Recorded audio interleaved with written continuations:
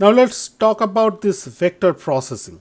What type of problem it solves, this architecture.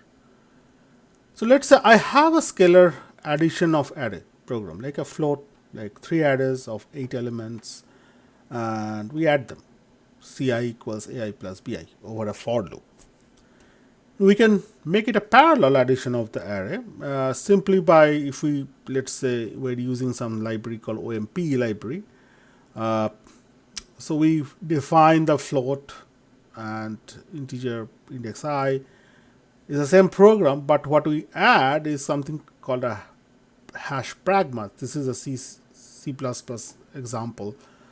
OMP parallel for. So what we are saying to the OMP library is that you parallelize this loop. Like instead of going like index by index, you initiate this piece of code in like 8 parallel way or whatever number of parallel way it's possible for the system. Go and make it execute in parallel and give me the result back. Okay, this is the simplest example of a parallel program, and I hope you'll learn more in your parallel programming class. I'm not sure if it is done with a Java parallel programming or C++.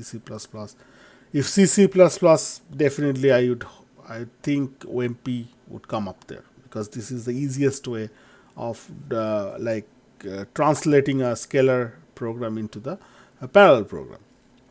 But anyway, a vector machines, if you have and in your hand, then your scenario is completely different. You have like array of floats, and you simply say C equals A plus B.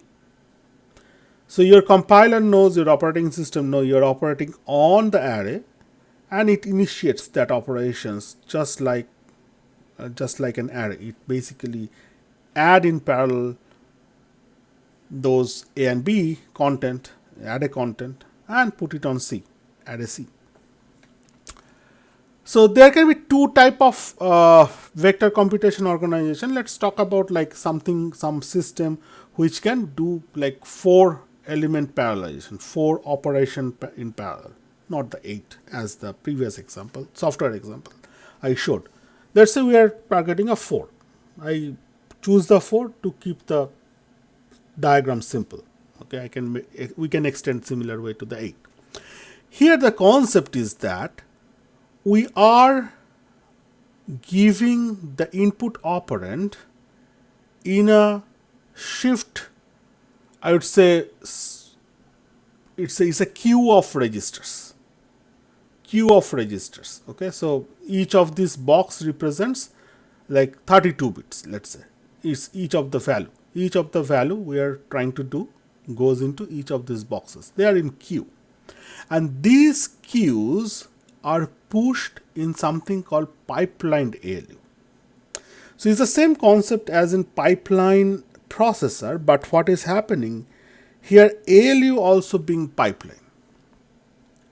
So you can imagine, let's say we all have reviewed and know by this time how the ripple carry adder looks like, right? It starts from one full adder, and then next bit computation done in the next carry adder, and so on and so forth. So your process, your addition process comes from LSB to MSB side.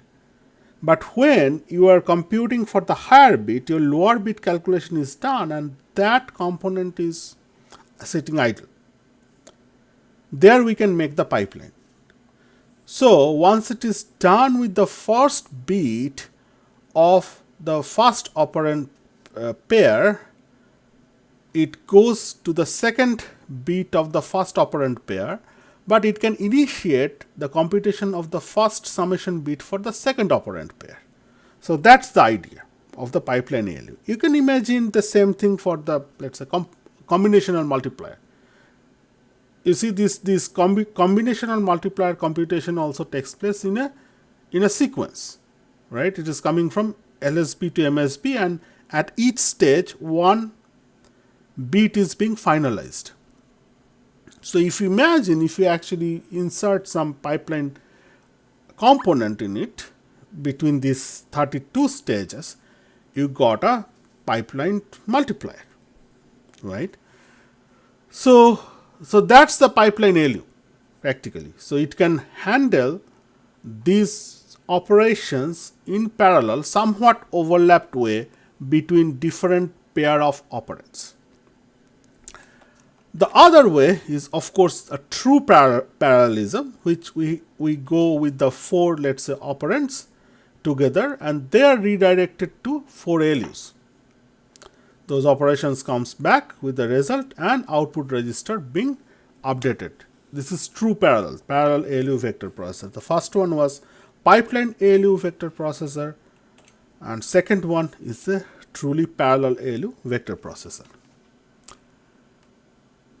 Now we review some interesting things like an hybrid or scalar plus vector architecture, where your processor is neither truly vector or truly scalar, but it hosts both the feature, and depending on your instruction decoding, okay, your controller schedule the operation either to the vector processors or to the scalar processor. And there can be multiple such vector processor, and one can talk with another for data forwarding, whatnot.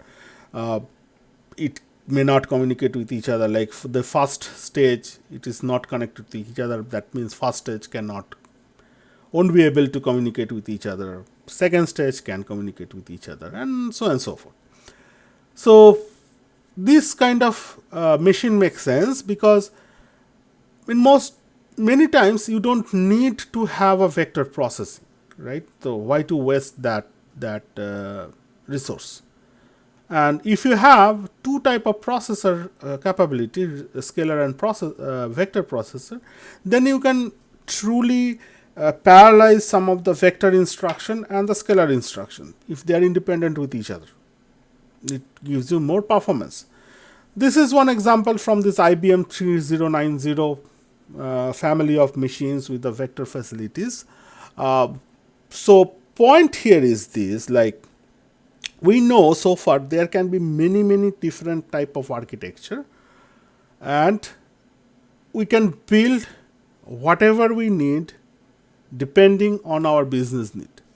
Okay, so don't think that you need to stick to this type of architecture, this type of samples every day, every year.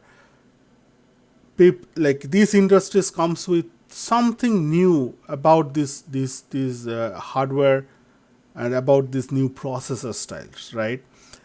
So it's again, as I said, you are limited with your imagination.